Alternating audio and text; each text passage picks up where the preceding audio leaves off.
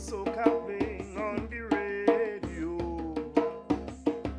The announcer say 10 more days to go. But inside my kitchen it's dry like bone. Me pot shining like a saxophone. Cobweb inside my butter dish. Worms in my belly speaking Spanish. But still on the radio I hear everybody sing. Merry Christmas. Merry Christmas. Merry Christmas. Merry Christmas. Merry Christmas. Merry Christmas. Merry Christmas. Merry Christmas. Merry Christmas. Merry Christmas. So as you can see, this is one with a difference. Greetings and welcome to In Depth. Best of the holiday season to you. Dike Rostant here. And we're also speaking with Krisson Seraphim Joseph. Looking forward to it.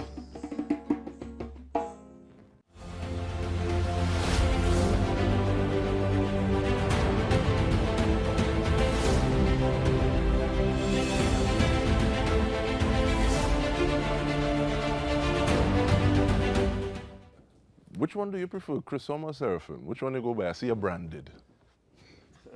We could be Krisson today. We could be Krisson today. Okay. Well, thank you very much for making the time. We really appreciate it. Happy for you too. Happy to be invited. It's always a blessing to have an opportunity to share space and share vibes. But looking at that vibe and energy, where my wife and myself would have seen you last was with the Lydians, their Christmas concert in San Fernando. And one of the things that struck me about you is the breadth that you're able to encompass. I think sometimes when people see somebody involved in calypso, they think calypso is calypso is calypso. Yeah. And even in calypso, there are different styles, that there are ballads, there are things that make you feel different types of energies. How do you approach the music? I think I'm particularly blessed to have, first of all, a gift. So thank God for the gift that allows me vocally to do a lot of different things. But also blessed in terms of exposure and opportunities to see how different people approach different things. So that I am not caught in the idea that this is what it's supposed to be.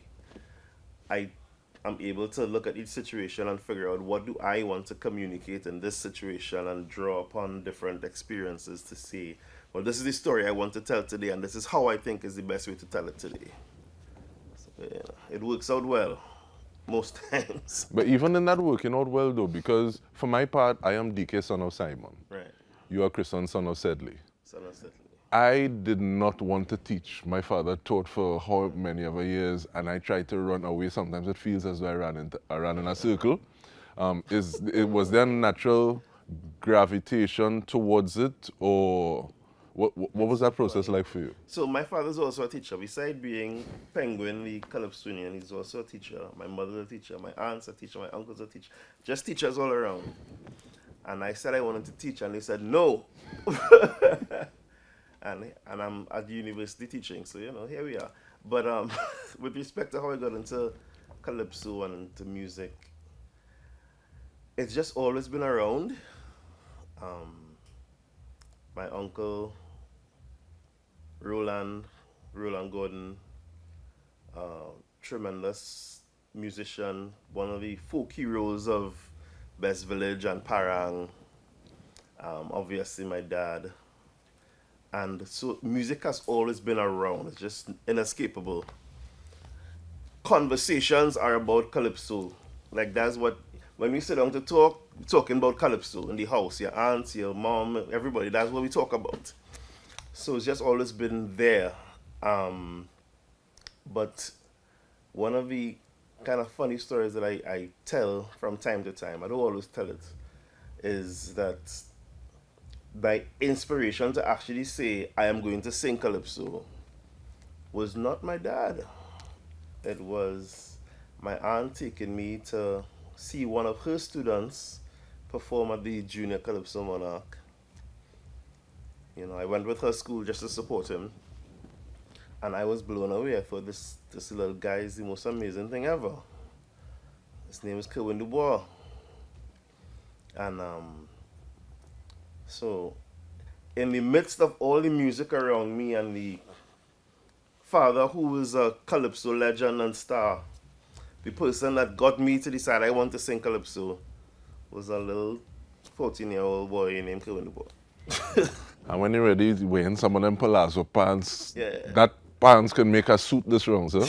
But looking at the power of delivery and things like that, but it makes me want to ask though, from what I see, because I could be wrong, it feels as though you are more of a kind of ranketer. You're sharing a message through calypso, weaving a journey, taking people along, as opposed to saying, okay, well, I am going to get into the competitive aspect of it. Is that something that is intentional? Is that something that that's just how it happened? I think it's intentional, but I don't think it was my intention. I think people around me have sort of moved me in that direction purposefully. I don't want to say much more about that, but just to say that I recognize that the most important parts of it, or the two important parts, are storytelling. And the storytelling really is just a tool to serve the real master, which is building community. And we build community through stories. We don't build community through money. We don't build community through having nice things. We build community through sharing stories and having shared experiences and recognizing that, hey, yeah, that thing you experienced, and I experienced that too. And so, it's not that I am anti-competition, but my handlers have handled me in a way where the competition is not as important to me as it might be to other people. And I'm grateful for that. This is me personally, and I'll take the specific example of the fact that sometimes when you're able to let the music breathe and follow your artistic direction, you're able to do things that are not necessarily allowed, might be a crude word, but allowed within the parameters of what is required for a competition. Even starting off with the words that are used in the song, all things black and beautiful, and then going into the Ataclan, and people not realizing, but wait, now that's it, because of how you injected yourself into that message, I think is really powerful. But you want to share a story now? What story? In terms of some music, and we go to the break with it? What story we can tell? What story? You tell me. I just.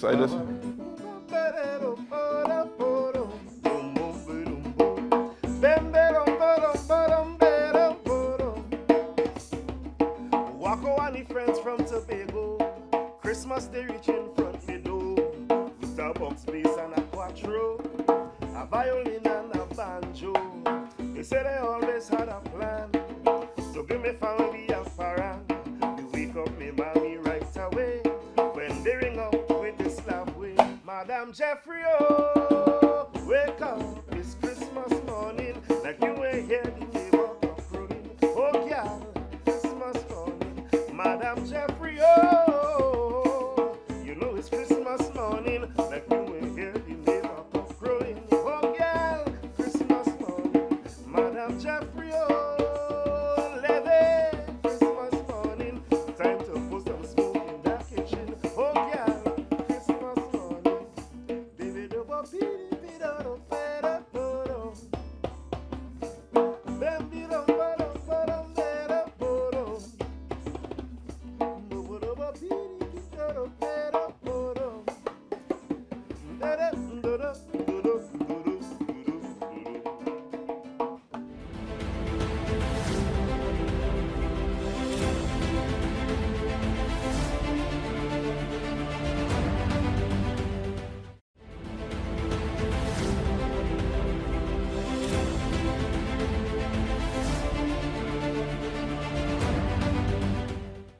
Welcome back. We are speaking with Krisson Seraphim Joseph. You're going by Krisson today for this conversation.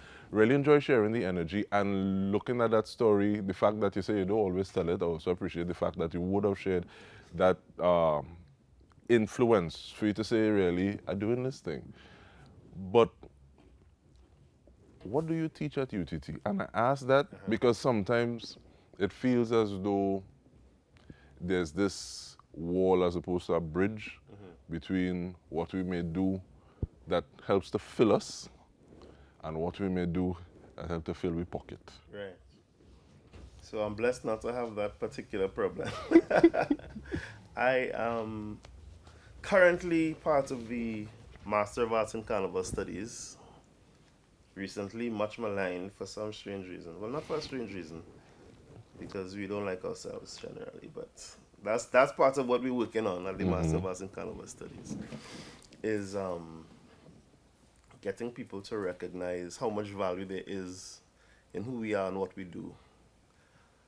And it's in an overly capitalistic hemisphere in which we operate, and with a colonial mindset in which we are trapped. It's an uphill battle for much of our national community to recognize that there's more to us than how much money we could make. I think sometimes we realize, but we realize it at levels.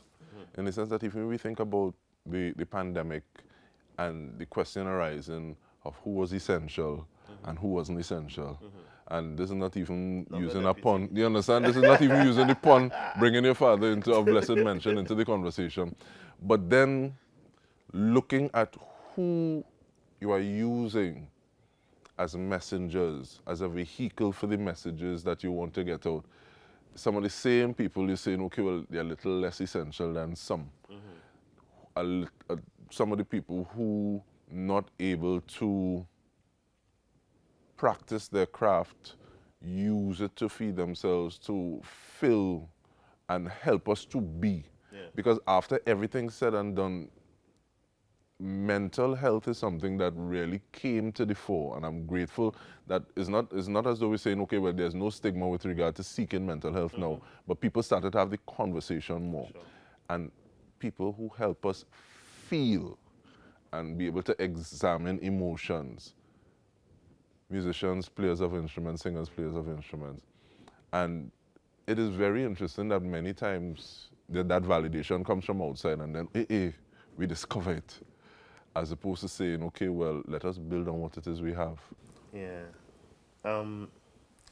As talking to a couple of students yesterday, we kind of closed off the semester yesterday with some performances in one of the courses I did called Fundamentals of Calypso Composition and Performance. And so we had some performances, and after the performances, we were sharing and having a little drink, a little eat. The people who weren't even in the class were there. It was just a nice vibe. And one of the things that a couple of students said to me that really made me feel really good about what we're doing is that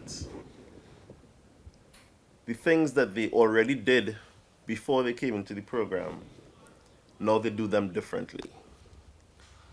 And I thought, well, that is all that is really required, so that it's not necessarily that your whole life is turned upside down, or now I'm suddenly going to become a millionaire. But your level of consciousness has changed. The way you approach teaching is different. The way you approach the art you were making is different. The way you approach conversations just generally is different. And if after doing a master's degree, the only thing that you can think of is, well, how I gain a bigger work, then that degree didn't serve you well at all. My humble opinion. And this kind of reminds me of one of the things that I thought about Edna Manley College for the visual and performing arts, which I was really upset that gate didn't cover the time when I went to school in Jamaica. Otherwise, I'd be up in the people's even more than usual because I get in classes there too that paid for. But I think, and going back to the point I made, in terms of bridging that gap between, and there's a phrase somebody uses, the ritualistic practices and bringing it to authoritative knowledge. I think plenty times you have somebody who sit at the feet of somebody and then they go off on their own and write a book and become an expert after saying thank you to the expert that they dealt with. And people come to them for the information and there are things that you wouldn't miss, nuances. I remember Carolyn Cooper from Jamaica, she said that she gave a talk on Bob Marley and a very elderly Caucasian professor came and said, that was a very good speech, but there's something that you got wrong. Bob Marley actually said we flowered in this generation versus we forward in this generation. And to feel privileged enough to come and say that because you don't have that full understanding, I think courses like this at the UTT, courses of study are so important. You're right, because one of the things that we're really happy about is encouraging the students to write. And there are other people writing about us, making money, talking about who we are, making money, talking about who we are, who don't actually know who we are because all they did was come here, spend a few months, talk to some of us, and then say, yeah, all right, we got it. And you live in it and you don't understand how valuable this thing is that you are living. So there's a lot of work to do, and we keep doing the work, and we thank God for the opportunity to do the work. And one of the ways that your work is manifested is in defense of calypso. So give us a little less about it now. A little less. So that started really while I was at another department at UTT, the Academy for Performing Arts, as a program coordinator there, and wonderful program, beautiful program. It's music, dance, acting, theater design, production, all the good things. And I thought that there's a dearth of calypso here. And I'm just trying to figure out how do I get more calypso in this space, because we have all these young, bright, promising artists from Trinidad and Tobago who not experiencing enough calypso in my estimation. And I thought, they need to see calypso differently. They need to recognize that it's not just what they see in the marsh ground. It's not just what they don't see in the tent because they don't go, but they hear about it. And so I started talking to some of the colleagues, and I said, I have this idea that we can really strip down the music, not have, 5 horns and a big electric sound, and just, get it nice and earthy so that people can hear the stories and pay attention to what is being said and pay attention to the melodies and hear the chord progressions more clearly without some of the, I don't want to say distractions, that's not the right word, without so many bells and whistles, just the bare bones of it. And I said, let's choose a theme and just deal with how wonderfully these calypsonians have been able to look at the same theme in 100 different ways, none of them copying the other, all of them saying something uniquely impressive. And so we started that. First time we did it was, we were in San Fernando because Napa was closed at the time, so we were at the Sapa, and we were there in the auditorium. I think we played to about 9 people. And so I'm thinking, well, these fellas ain't playing this gig again. It's like, them done with me. So at the end of the gig, it's like, hey, that was real good, boy. When we doing this again? I was like, oh, this serious? And in defense of calypso has taken that same idea and that energy, and just year after year, we've just built on it. We keep bringing up new themes. We keep getting some of the students involved.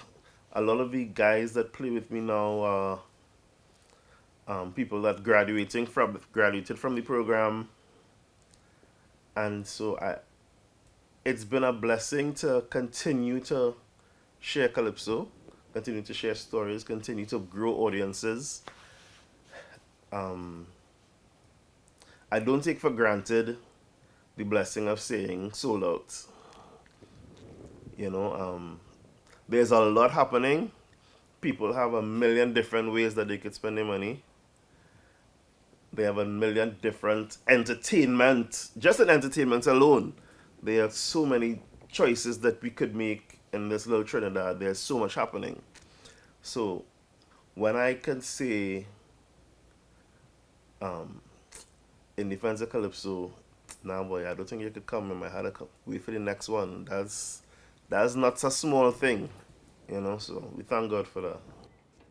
And with that, I think it's time for us to break, but hoping we could get like a minute and a half more defending it. But we want to say thank you very much on behalf of the entire TTT News team. We've been speaking with Krisson Seraphim Joseph. I'm Dike Rostant. Thank you so much for joining us. This is the time of the year most people start to prepare. Unconsciously we sing the refrain. Christmas is here once again. Anxiously, of course, start to raise the radio set and more shopping days. Well, it's a hustle and a bustle in preparation for the Christmas celebration. Christmas is yours. Christmas is mine. A feeling of joy. It's so divine. So let us all rejoice and let the voices sing. Glory to the newborn King. Christmas, we must remember, means the birth of our Savior. Waiting too late then to make a start, to keep him in our heart. Because it's he who recommend peace and goodwill to all men, so that we could share without any fear, feelings true and sincere. Christmas is yours, Christmas is mine, a feeling of joy, it's so divine. So let us all rejoice and let the voices ring. Glory to the newborn King. Christmas is yours, Christmas is mine, a feeling of joy, it's so divine.